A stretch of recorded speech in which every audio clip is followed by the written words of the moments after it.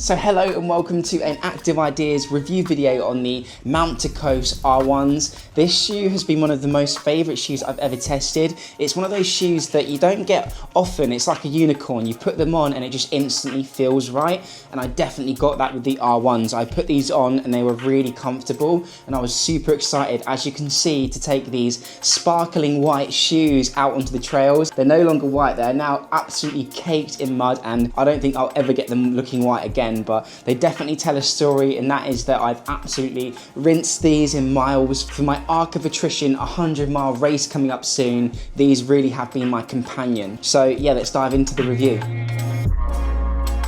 So first things I loved about the shoe, as I said, was that comfort. They have a really high stack height, and as soon as you put these on, they just feel so good, and you can't wait to get on the trails knowing that these shoes have got your back and they're not going to hurt you. They're going to be really comfortable for a long duration of time. Now, foam compression will kind of affect all shoes, and over time, those shoes will get more compressed as you run, and these are still victim to that. I found that with these shoes, but because you have such a high stack height and they're really comfortable, even when they're fully compressed, you're still getting a lot of comfort and support out of this shoe.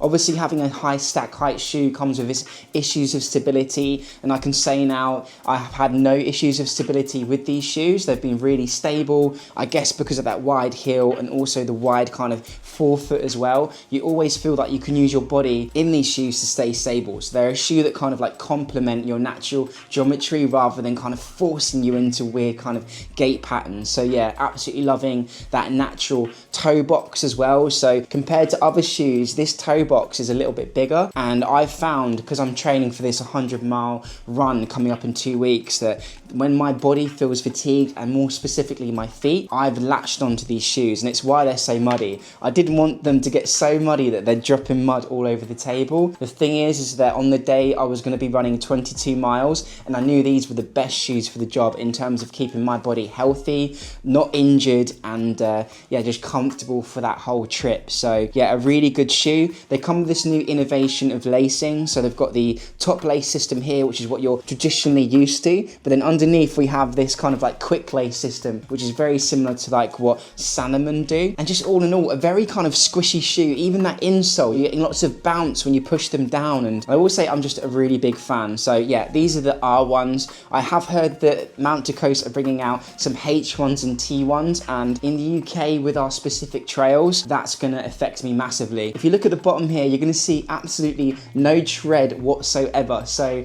I've used these on some really brutal training days, as you can tell, and yeah, it's been hard to not slip around in the mud. They don't have any traction at all on like really wet surfaces. I'd say muddy surfaces. What's really weird about this foam, I don't know how Mount Coast have done this, but on kind of wet roads and wet metal like drains and stuff, I've actually found this kind of outsole to be really sticky, and you can even hear it like sucking the ground. It's like, I don't know how they've made this compound, whatever this outsole is, but really sticky grip even though it has no lugs on it. But as I said, where it falls short is out on the trails, running through like really boggy, muddy areas. Yeah, you can just get no traction. So I'm really excited to try out the T1s and H1s, hopefully further down the line. They're coming out, I believe, June time. But yeah, just to sum this up, it's a really fun and comfortable shoe. It's a shoe that assists you and it has a really cool lacing system. I do hope in the future they offer like more colours, and this next section of the video I'll go into a few critiques. Again, I'm really kind of clutching at straws here, but just trying to offer you, the viewer, yeah, a really good insight into what these shoes are like. I will say that Mount Coast sent these shoes to me to review, so there's that, but other companies such as Salomon have sent me shoes as well. So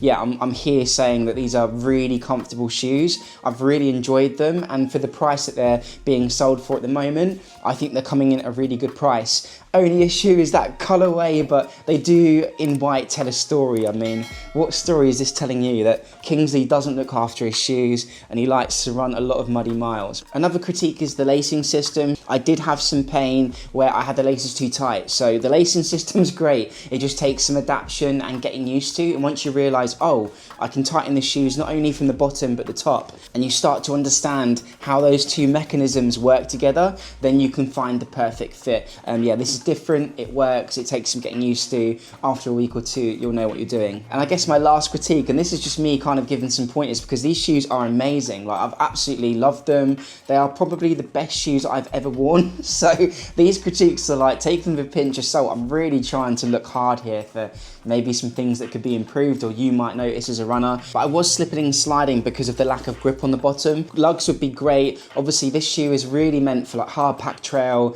I can imagine those dry American trails. I really want to do, for example, the Mohab 240 one day. Like, I can imagine how this would be the perfect shoe. But as someone from the UK dealing with lots of rain, mud and bogs, I'm really excited to try the Mount to Coast T1s. So yeah, to sum this up, this is one of the best shoes I've ever worn.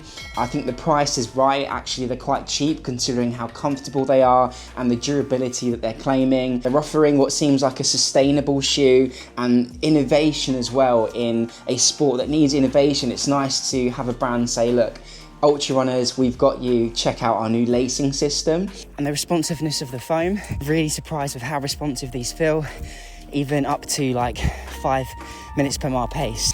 You can hear me breathing out my arse right now, trying to catch my breath. But yeah, really cool pair of shoes. And yeah, if you've been on the fence, I'd say hop off and give them a go. It'd be cool to have some new colours. And apart from that, yeah, just really enjoyed the comfort. So if you have any questions about the R1s, please leave a comment down below. Apart from that, peace out.